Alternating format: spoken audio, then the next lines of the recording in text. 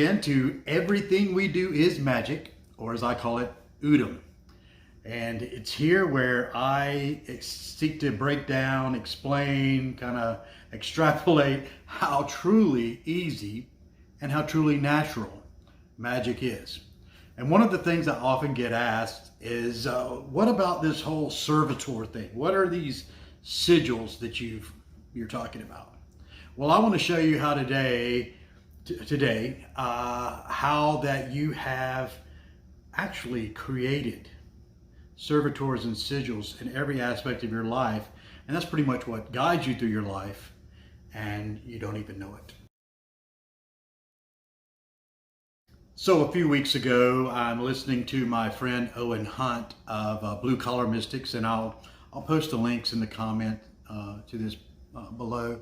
But talking about transurfing, and one of the things he was talking about is how our lives tend to follow the storyline.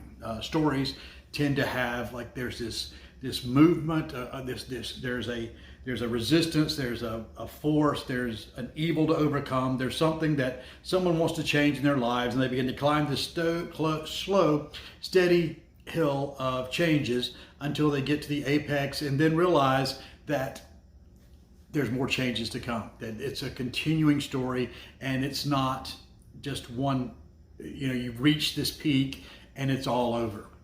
And as I was thinking about that and thinking about the storyline and thinking about how characters within the story and how that applies to things like major arcana cards of the tarot, which represent the archetypes. So we have all these archetypes in our lives. And so I started asking myself, do these archetypes just exist, or are we experiencing them, which makes them appear to exist?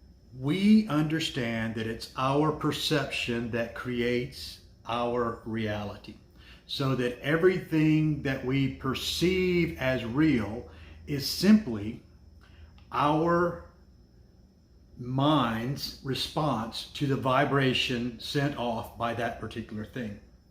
And essentially, talking about how Carl Jung says that everything is a mirror to us, that they're actually a return of the vibrations that we are sending out, almost like echolocation that dolphins use or bats use, and a bat can kind of identify an object by the echoes that come back from that object. And so that's what we're actually perceiving, are the vibrations that we send out. And you see it all the time in people responding to you in the way that you kind of expect them to. I mean, if you go in with a negative attitude, 99% of the people, 99% of the situations you run into that day are going to be negative, because the universe, source, God, the great divine, the mind, the all is totally into giving us all that we desire. It's up to us to get our desire straight. And that's what this whole servitor sigil thing is about us getting our desires. Now I've got a whole series on creating a magical servitor, and so you can check that out. And just to tell you, servitors are just energy beings of intent that we utilize to get our desires met. And as I'm thinking about servitors, now I'll talk about sigils too. Sigils are either letters, writings, drawings, pictures, again, some inanimate object that we are using, again, as a source, as a kind of means of bypassing monkey mind, of sending our intent there. It's kind of like offloading our intent, makes it easier for us to believe that we can get it. So we're offloading our intent to an object, and then using that object, again, to create our desire. And as I was thinking this week about the two things together, the storyline and how we're creating our story, and we actually are writing our own story, Now this goes back to the whole concept I talk about the chopped kitchens as we come to this world with all these things that we bring into this world, and then we open up our basket and we're kind of surprised and we have to apply all these things we brought into this world. So we brought all these things into this world, all these abilities into this world in order for us to find out who and what we truly are, to find our way home, to find our way to becoming and expressing that iteration of the divine, that individuated expression of the divine that we are. And that's our whole purpose here. And it's a fun ride, and it's a great ride. And so Servitors and Sigils have a lot to do with that. Now, we create the image of the person in our lives. Every person in our life is a servitor. I'm trying to think of a way of saying it without saying it, but there's not. Every person in our life is a creation of our thoughts. So they're a reflection of us, which is exactly what a servitor is. A servitor is a being that we create with our thoughts, using the creative power of the source, of the very thing, the very entity that we are part and parcel of. We're using all those creative forces to create these entities to do what we need to be done. How is that different from looking for your perfect twin flame? You have created that intention, or looking for the perfect business partner. You have created the intention of that person. You have created all the things that you desire. If you go back to my little course on creating the servitor, you ask for these specific things. Now, some of the other things like appearance and things like that, you may think are not that important, but you have subconsciously projected that onto the world, because there's no way for you to perceive what you don't perceive in here. It's first perceived in here. See, we think we see from outer to inner, but we see from inner to outer. We see by projecting this vibration that is we call vision to someone, but there's more than vision, because there are non-visual things or non-verbal things. There's verbal things. There's scents and odors and all kinds of vibrations that come back, but every one of them is a creation that we have made. And I go back to the creation story in the grimoire that people call the Bible, where it said that the all told Adam that he could, whatever he called the animals is what they became. And that's the same thing. Everyone is a projection of our intent. In that same vein, everything, every object is a form of sigil, in that there's some symbolic representation there. There's something in that solid object that helps us to maneuver through this thing, this concept, this